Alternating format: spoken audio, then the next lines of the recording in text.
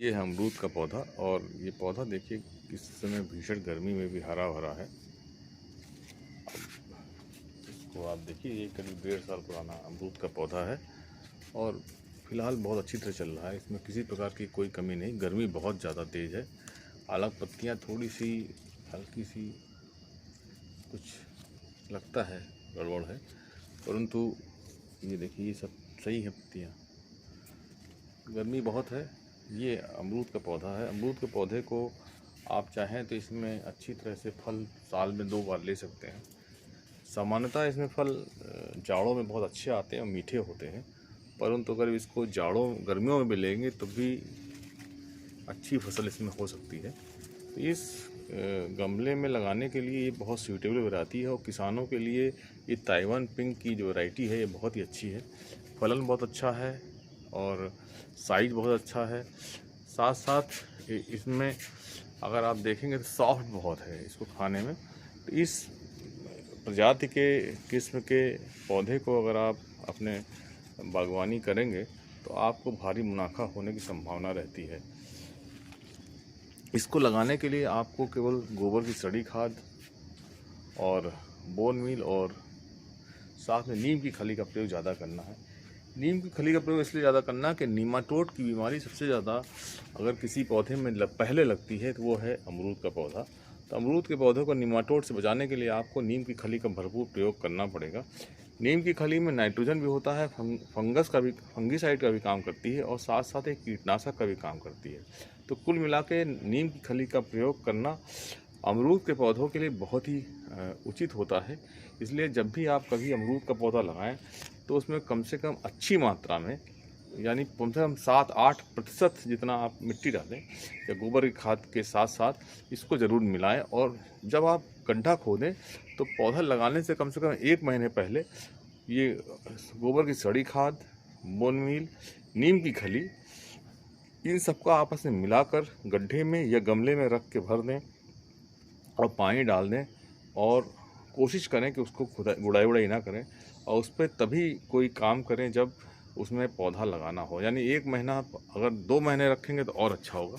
तो अगर 1-2 महीने अगर आपने डाल दिया और आपने उस पर गोबर की सड़ी खाद डाल दी और बंद उसको कर दिया, यानी पानी डाल दिया और उस पर छेड़ा नहीं आपने ज़रा सा भी, तो आप देखेंगे आपकी जो मिट्टी है वो बहुत अच्छी बन जाएगी। और सारा जो आपने खाद डाली है और आप उसमें चाहें तो डीएपी और खासकर सिंगल सुपर फास्फेट भी डाल सकते हैं। उससे भी आप देखेंगे कि आपके पौधे, लेकिन वो अगर आप डालेंगे तो करीब 2 महीने का समय ज़रूर दीजिए, क्योंकि 2 महीने में डीएपी थोड़ा सा काम करना 45 दिन बाद शुरू करती है। तो इस चीज़ का ध्यान रखेंगे, 45 दिन का टाइम देखेंगे और मात्रा ध्यान रखें और पोटास की मात्रा उसमें डाल दें। पोटास की मात्रा इसलिए ज़रूरी है कि पोटास अगर आप बाहर से और बाद में देते हैं तो उतनी अच्छी तरह नहीं काम करती जितनी वो मिट्टी में काम करती है। तो पोटास को अगर आपको डालना है तो आप जब गमला में पहले ही डाल के या तो रख दें। जैसे इस समय बरसात होने वाली है तो बरसात होने में भी करीब 15 दिन बाकी हैं, तो आप इस समय भी भर कर किसी गमलों में रख सकते हैं। और जब बरसात के बीच में जब थोड़ी अच्छी तरह बरसात हो जाए तो आप अपने पौधों को, जो भी आप नर्सरी से लेके आएँ, तो उनको आप लगाएं तो आप पाएंगे कि आपका पौधा बहुत अच्छी तरह चलेगा। क्योंकि होता क्या है, इसकी साइंस ऐसी है कि जब आप डायरेक्टली किसी गोबर की सड़ी खाद के साथ मिट्टी मिलाकर तुरंत लगाते हैं तो गोबर की सड़ी खाद कभी कभी पूरी तरह से काम नहीं करती, यानी खाद का काम नहीं करती और उसमें नाइट्रोजन और अमोनिया गैसों का रिसाव होने लगता है।